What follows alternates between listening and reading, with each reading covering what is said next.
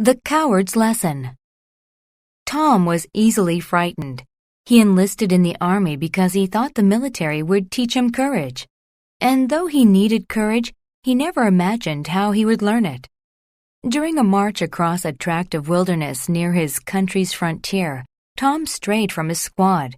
He had stopped to gaze at a splendid view of a lush valley. When he turned around, his squad was gone.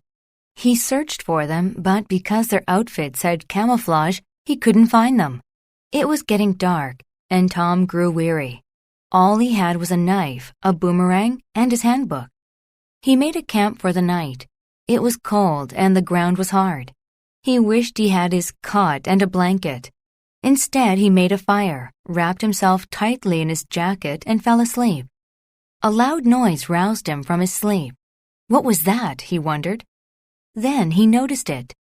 An animal of substantial size had left a print from its paw in the dirt. He sat closer to the fire and looked into the darkness. He imagined a large beast jumping from the gloom and attacking him. He shook so much from fear that it felt like the marrow in his bones quivered. Tom contemplated many different plans. He was hesitant to act. He decided to stay by the fire. But during his vigil, he heard more noises. He couldn't contend with his fear any longer. He knew what he had to do.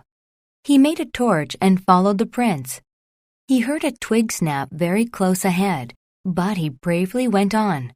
Seconds later, he discovered what had scared him. It was only a kangaroo. Tom went back to his camp and slept. In the morning, he found his squad. He had finally learned courage. He learned that he had to confront his fear in order to conquer it.